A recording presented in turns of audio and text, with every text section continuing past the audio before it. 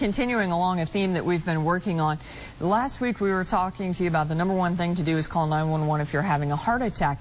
This week we're going to tackle what happens when you come, because you guys come kind of storming in with all kinds of machinery and all kinds of things going on. Yeah, we do. And mainly the reason that it's so important to call 911 instead of just hopping in the car, throwing mom in the car and running down to the hospital. Right. Because, you know, we're more than just a ride to the hospital. And we kind of want to give people a glimpse of, you know, what we do and what we are capable of doing and why it's so much more important. We have a little video to show you, kind of really putting you inside the ambulance when you get there, because I would imagine first the blood pressure. Yeah, first thing we do is we check the vital signs, get you hooked up and get you on some oxygen, increase your oxygen levels in your blood. That's going to be kind of scary when the oxygen goes on. Yeah. And then we hook you up to our cardiac monitor. We do a full 12-lead EKG because we want to take a big picture of the heart and see, you know, what's going on with the heart. Is this cardiac-related chest pain? We give first-line medications and start an IV and go ahead and draw blood.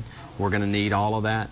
And then if we see something that is happening with that EKG, we have the capability to pick whatever hospital we're going to transport to, and we actually send that EKG, transmit it to the hospital before we even leave the scene. And there's a physician on the other end standing there looking at it and recognizing the same thing that we recognize. So I would imagine that when a person starts going through that with the oxygen and clipping on the vital signs, that it's very stressful. It can be. But in the long run, it's for your own good. You know, it can be, but, you know, what you didn't see there and what you didn't hear there is our medics are, you know, they are trained, that they know, you know, this is a moment in time. This person is scared to death. So they talk to you. They're going to ask you some questions, you know. They try and keep things lighthearted as, you know, as much as they possibly can, and they will joke around with you a lot. But they try to put the patient at ease as much as they possibly can while they're doing all of these things to them. You know, we work fast because we want to get this hooked up and have this 12-lead EKG within 5 minutes from the time that we get you, because we want to recognize that heart attack so we can transmit it to the hospital and get them, you know, and get the ball rolling on that end.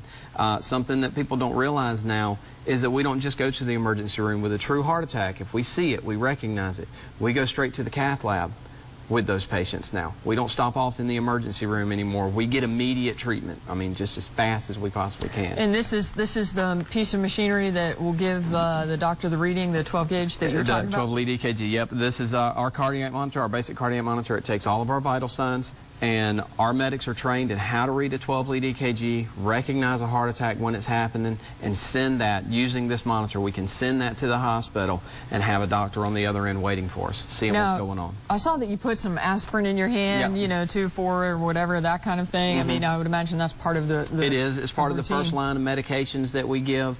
Aspirin helps thin the blood and helps, you know, in that situation. Another medication that we give is nitroglycerin, you know, so, you know, we give those first-line medications. Again, all of these things are things that you can't do in the car. You know, if you just throw mom in the car, then you're missing out on all of these initial things that are extremely important, because when you're talking about a heart attack, time is muscle, you know, and the longer you wait, the more damage gets done. All right, Chuck, thanks for giving us that insight, and hopefully that'll make you feel a little bit more comfortable if you can feel any kind of comfort in that kind of a situation. We'll see you next week. All right, sounds good.